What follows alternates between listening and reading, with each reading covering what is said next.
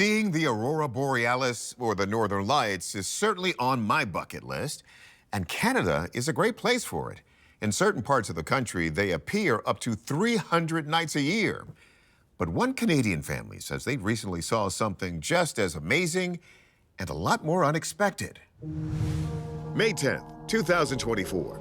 It's between 10 and 11 p.m. in Kelowna, British Columbia.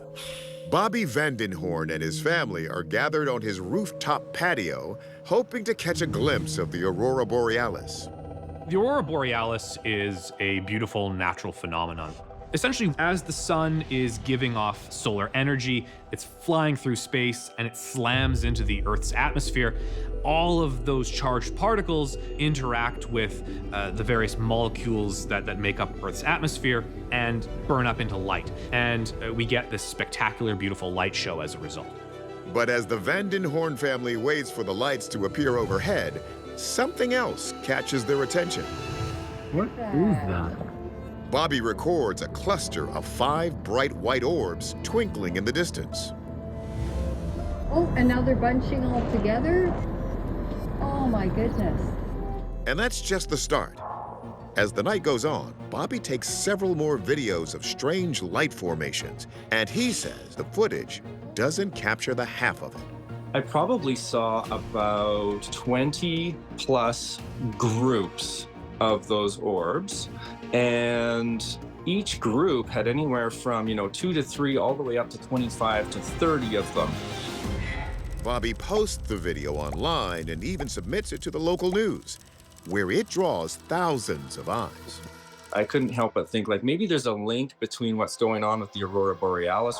Whatever energy comes into the atmosphere from that, perhaps those little orbs use that energy to fly. What is that? It turns out the northern lights have been especially active lately. In 2024, they were even visible as far south as Florida. Scientists say that's because the sun is in its solar maximum, the peak of its 11-year cycle.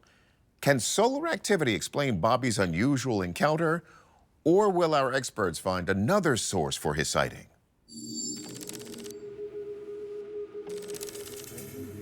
At times, the lights form a V shape, so we have to consider if they could just be a V-shaped aircraft. There's a number of aircraft that could match the V shape that we see.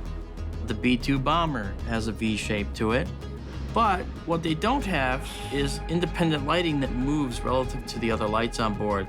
These lights are actually moving independently, so this is why I think there are 5 independent objects. What are those 5 independent objects? The way these lights are moving, it almost seems like a choreographed movement. I think there is a high probability that what we're looking at are drones. This particular day was one of the largest geomagnetic storms to ever hit the Earth. We know that there are a lot of people with their eyes on the sky. And given that the aurora borealis hasn't started yet, these drones could be the pre-show. But if this is a drone show, it's not a particularly visible one. He had to zoom in to be able to show them better. That's because they were at a relatively high altitude. They might have been at 3,000 feet or 4,000 feet. Drone shows don't occur high up in the sky. They generally occur down low to the ground, and we're not seeing that here.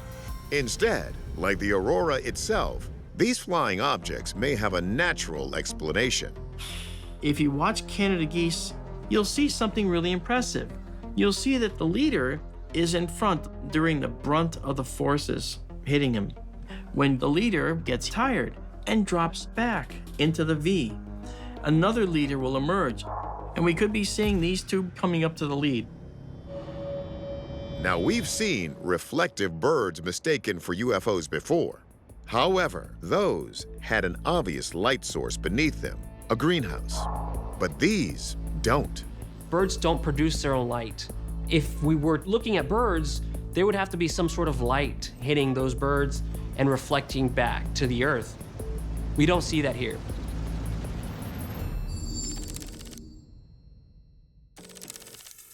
Our verdict? Unexplained objects. Between our 2 experts, we can't make a call one way or the other. We'll have to wait and see if any more UFOs emerge from this intense solar activity.